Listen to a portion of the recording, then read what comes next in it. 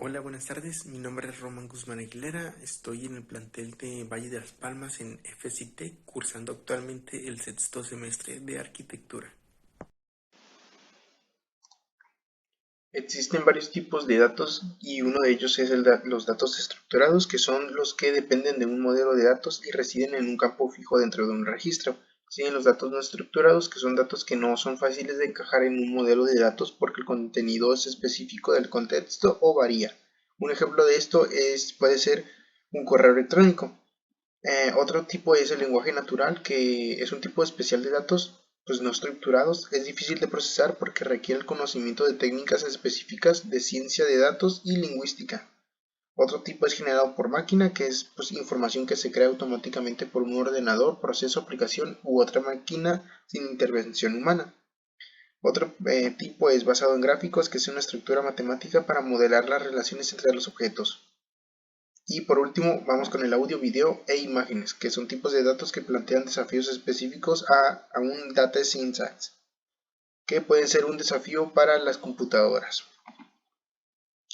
Y como flujo de trabajo de la ciencia de datos, aquí está una lista que comienza con la definición del problema, que es la etapa principal, donde se define el problema y pues se pueden considerar algunas preguntas como cuál es el problema, por qué se requiere resolver dicho problema y a qué factores afecta el problema. Siguiendo de levantamiento de contexto, que es después de entender el problema, invertimos nuestro tiempo en conocer el contexto en el cual se da y es bueno tener conversaciones con un experto. Seguimos con la definición marco metodológico, que se definirá el cómo abordar el problema y la posible solución. Continuamos con experimentos en caso de que se defina realizar un experimento, ya sea para generar data, testear hipótesis u otra cosa. En esta fase lo diseñaremos y ejecutaremos. Seguimos con el data, que debemos considerar la recolección de datos, la validación, limpieza y la transformación de datos. Siguiendo de análisis exploratorios, o entre paréntesis EDA, que con la data lista para trabajar es necesario comenzar a explotarla usando técnicas variadas y herramientas. Esto para extraer insights, descubrir patrones, identificar variables importantes, detectar outliers o anomalías y por último para testear supuestos hipótesis. Seguimos con los modelos Machine Learning, que en caso que se defina como necesaria la generación de estos modelos, en esta etapa será donde estos se diseñarán y calibrarán. Y finalizando con la presentación de resultados, que se van a presentar los resultados principales y relevantes. Dichos resultados toman la forma de conclusiones, recomendaciones, entre otros.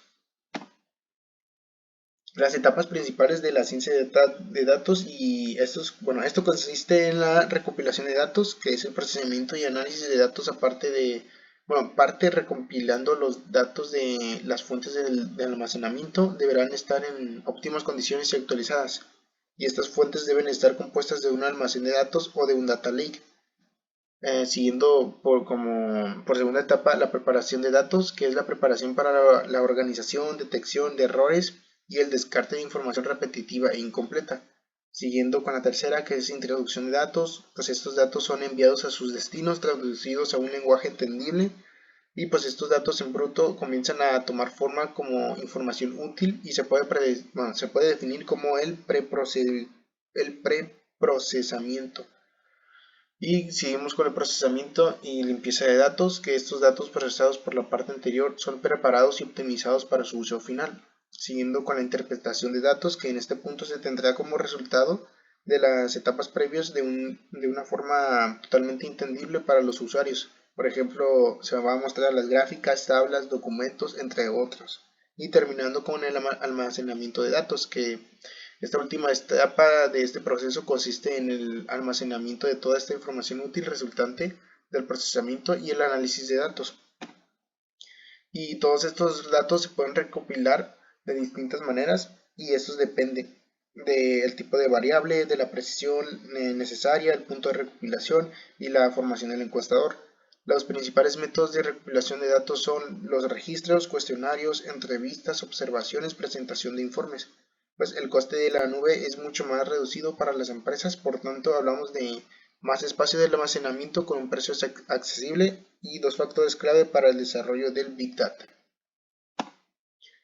Estos datos se pueden, bueno, se encuentran en formatos y pues primero vamos a ver lo que son los formatos, que se entiende por formato a la estructura interna y codificación de un objeto digital que permite que éste sea procesado o presentado en una forma accesible. Hay formatos comunes para texto, imagen o sonido y otros que son frecuentemente utilizados solo dentro de ciertas disciplinas o comunidades de investigación. Los formatos se pueden clasificar de dos maneras, tanto abiertos como cerrados.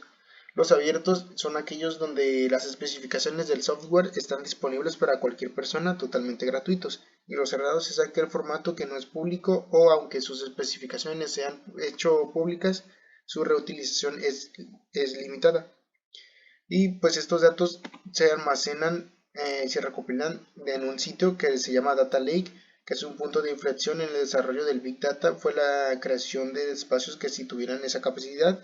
La solución llegó en forma de nube y en los entornos cloud, que es la nube, son espacios de almacenamiento de información que se encuentran en grandes servidores y a los que se puede acceder desde cualquier sitio con conexión a Internet. El coste de la nube es mucho más reducido para las empresas, por tanto hablamos de más espacio de almacenamiento con un precio accesible. Los aspectos éticos de esto pues la ética debe estar presente en todo el ciclo de vida del dato, y lo principal sería la captación, gestión, privacidad y uso, pues la ética, perdón, debe estar implícita en todo el ciclo de vida del Big Data, empezando por su recolección a medida que aumenta el uso y el potencial del Big Data. Crece el debate sobre la ética de los datos. La tecnología no es el problema, sino la construimos y para qué la utilizamos.